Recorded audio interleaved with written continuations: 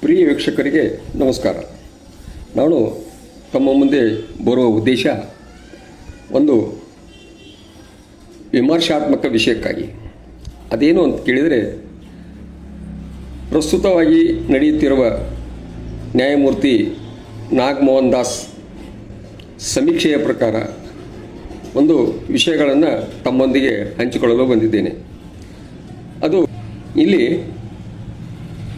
ಪರಿಶಿಷ್ಟ ಜಾತಿಗಳ ಸಮಗ್ರ ಸಮೀಕ್ಷೆಯನ್ನು ಸರ್ಕಾರ ನ್ಯಾಯಮೂರ್ತಿಯವರಿಗೆ ಒಪ್ಪಿಸಿದ್ದಾಗಿದೆ.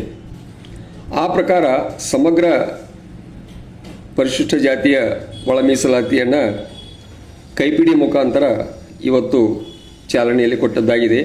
ಅದು 5ನೇ ತಾರೀಕಿನಿಂದ. ತದನಂತರದಲ್ಲಿ ಈ ವಾದ ವಿವಾದಗಳ ಪ್ರಕ್ರಿಯೆ ಪ್ರಾರಂಭವಾಯಿತು. ಅದೇನಂತ ಕೇಳಿದರೆ, ಈ 101 ಪರಿಶಿಷ್ಟ ಜಾತಿಗಳಲ್ಲಿ ಬರುವಂಥ 19 ಕಾಲಮ್ನಲ್ಲಿರುವಂಥ ಬೇಡ ಜಂಗಮ ವಿಷಯ ಕೊಡ್ತು. ಈ ಬೇಡ ಜಂಗಮ ಅಭಿಪ್ರಾಯ ಬಂದಾಗ ಭಾಳಷ್ಟು ಜನರ ಒಂದು ಮನಸ್ಸನ್ನು ಗೊಂದಲಕ್ಕೆ ಎಡೆ ಮಾಡುತ್ತದೆ. ಅದ್ಯಾವುದು? ಕೆಲವೊಂದು ಜನ ಬೇಡ ಜಂಗಮ ಸಮುದಾಯವೇ ಇಲ್ಲ, ಅವರ ಅಂಕಿ ಸಂಖ್ಯೆ ಯಾರಿಗೂ ಗೊತ್ತಿಲ್ಲ, ಅವರು ಆಂಧ್ರದ ಮೂಲದವರು, ಬೇಟೆಯಾಡುವವರು ಅನ್ನುವಂಥ ಅಭಿಪ್ರಾಯವನ್ನು ದಲಿತ ಮುಖಂಡರು, ರಾಜಕಾರಣಿಗಳು ಎಲ್ಲರೂ ಕೊಡ್ತಾ ಇರಬೇಕಾದ್ರೆ ಇದು ಒಂದು ವಾದ. ಇನ್ನು ಪ್ರತಿವಾದದಲ್ಲಿ ಜಂಗಮ ಸಮುದಾಯ ತನ್ನದೇ ಆದಂಥ ಒಂದು ಸಿದ್ಧಾಂತವನ್ನು ತೆಗೆದುಕೊಂಡು ಮುಂದೆ ಬರ್ತಾ ಇದೆ. ಅದೇನಂತ ಕೇಳಿದರೆ, ಹೈದರಾಬಾದ್ ನಿಜಾಮರ ಕಾಲದ 1921ರಲ್ಲಿ ಬೇಡ ಜಂಗಮ ದಾಖಲಾತಿ ನಮ್ಮ ಹತ್ತಿರ ಇರುವಾಗ 1936ರಲ್ಲಿ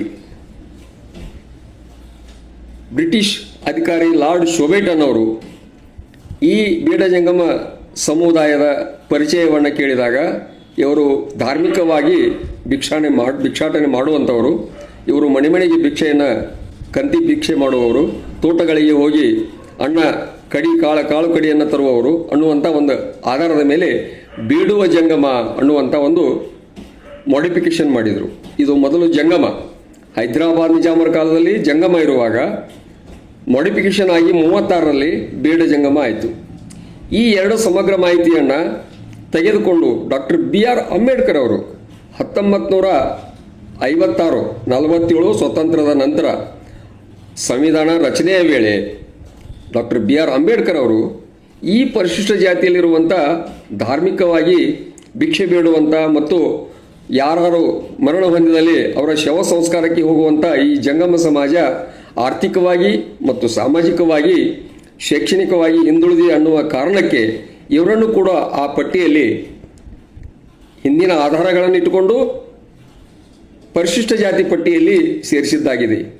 ಈ ಎಲ್ಲ ದಾಖಲಾತಿಗಳು ಜಂಗಮ ಸಮುದಾಯದ ಕಡೆ ಇರುವಾಗ ವೇದಿಕೆಯ ಮೇಲೆ ನಮ್ಮ ಮಲ್ಲಿಕಾರ್ಜುನ ಖರ್ಗೆ, KH ಮುನಿಯಪ್ಪ, H ಆಂಜನೇಯಪ್ಪ ಇಂಥವರು ಅರೆಬರೆ ಜ್ಞಾನವನ್ನು, ಸಂವಿಧಾನವನ್ನು ಪರಿಪೂರ್ಣವಾಗಿ ಅಭ್ಯಾಸ ಮಾಡಲಾರದೆ ವ್ಯತಿರಿಕ್ತವಾದಂಥ ಹೇಳಿಕೆಗಳನ್ನು ಪಬ್ಲಿಕದಲ್ಲಿ ಒಂದು ಸಮುದಾಯವನ್ನು ಟಾರ್ಗೆಟ್ ಮಾಡುತ್ತಾರೆ ಅನ್ನುವಂಥ ಒಂದು ವಾದವನ್ನು ಜಂಗಮ ಸಮುದಾಯ ಕೊಡ್ತಾ ಇದೆ. ಇದು ನಿಖರವಾಗಿ ಅಳತೆಗೊಳ್ಳಲಿ ಬರ್ತಾ ಇಲ್ಲ.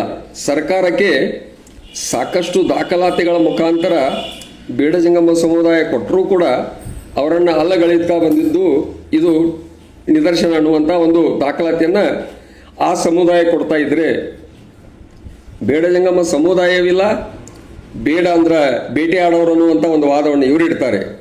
ಈ ಎಲ್ಲ ವಿಷಯಗಳನ್ನು ಈ ಪ್ರಸ್ತುತ ಪರಿಸ್ಥಿತಿಯಲ್ಲಿ ನಮ್ಮ ನಾಗಮೋಹನ್ ದಾಸ್ ಅವರು ಒಂದು ಸಮಗ್ರ ಸಮೀಕ್ಷೆಯನ್ನು ಮಾಡುವಾಗ ಈ ಬೇಡ ಜಂಗಮ ಜಾತಿಯನ್ನು ನಮೂದಿಸಲಿಕ್ಕೆ ಹಲವಾರು ಅಡೆತಡೆಗಳನ್ನು ಮಾಡಿದ್ದಾಯಿತು. ಅದನ್ನು ಕೂಡ ನಾಗಮೋಹನ್ ದಾಸರವರು ಒಂದು ನೋಟಿಫಿಕೇಶನ್ ಜಾರಿ ಮಾಡಿ ಅವರು ಕೂಡ ಮಾಡಬಹುದು ಅನ್ನುವಂಥ ಒಂದು ಮಾಹಿತಿ ಕೊಟ್ಟಾಗ ಅದು ಸರಿ ಹೋಗುವಂತಾಯಿತು. ಆದರೆ ಇನ್ನೂ ಹಲವಾರು ಸಮಸ್ಯೆಗಳು ಈ ಬೇಡ ಜಂಗಮ ಸಮುದಾಯವನ್ನು ಗುರಿಯಾಗಿಸಿಕೊಂಡು ಸರ್ಕಾರ ಸವಲತ್ತಿನಿಂದ ವಂಚಿಸುವಂಥ ಒಂದು ಕಾರ್ಯ ಇನ್ನೂ ನಡೀತಾ ಇದೆ ಅನ್ನುವಂಥ ಒಂದು ಆಪಾದನೆಯನ್ನು ಈ ಬೇಡ ಜಂಗಮ ಸಮುದಾಯ ಕೊಡ್ತಾ ಇದೆ. ಎಲ್ಲರಿಗೂ ನಮಸ್ಕಾರ.